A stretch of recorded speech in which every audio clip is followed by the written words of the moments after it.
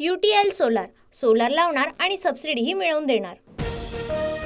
पाडण्यापेक्षा निवडून कसं यायचं बघा, सत्तेत या। संभाजीराजेंचं मनोज जरांगेंना तिसऱ्या आघाडीत येण्याचं आवाहन।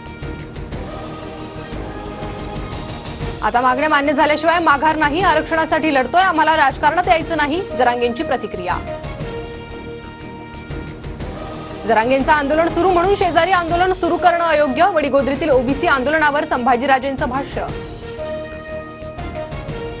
संभाजीराजेंनी जरांगेंची घेतलेली राजकीय भेट, संभाजीराजेंच्या अशा वागण्यानं त्यांना राजे मानायचं की नाही हे ठरवावं लागेल, लक्ष्मण हाकेंची टीका। जरांगेंच्या आरक्षणाच्या मागणीसह इतरांचाही विचार व्हावा, आरक्षणाचा सर्व लहान घटकांनाही फायदा व्हावा, शरद पवारांची प्रतिक्रिया। धुळ्यात जयंत पाटलांना मराठा आंदोलकांचा घेराव, आरक्षण संदर्भात भूमिका स्पष्ट करण्याची मागणी। जरांगेंच्या समर्थनार्थ आज अहमदनगर, नांदेड, परभणीत बंद, नांदेडमध्ये बाईक रॅलीवेळी मराठा आंदोलक आणि पोलीस आमने सामने। मनसे अध्यक्ष राज ठाकरे आणि मुख्यमंत्री शिंदेंमध्ये जवळपास अर्धा तास बैठक, राजकीय आणि मुंबईतील विकास कामांवर चर्चा झाल्याची माहिती।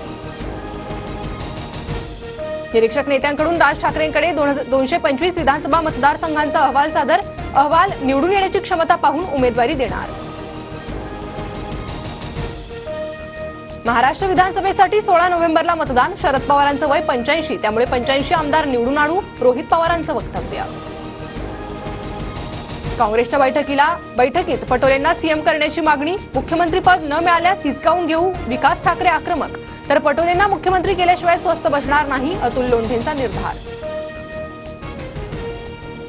काँग्रेस चेहरा देणार असेल तर समर्थन देऊ, ठाकरेच म्हणाले, मात्र मुख्यमंत्रीपद हिसकावून घेऊ असं वक्तव्य करून पटोलेंना अडचणीत आणू नये, संजय राऊतांचा विकास ठाकरेंना सल्ला।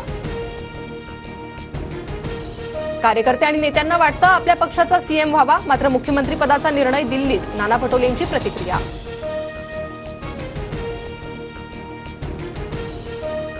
UTL सोलार, सोलार लावणार आणि सबसिडीही मिळवून देणार।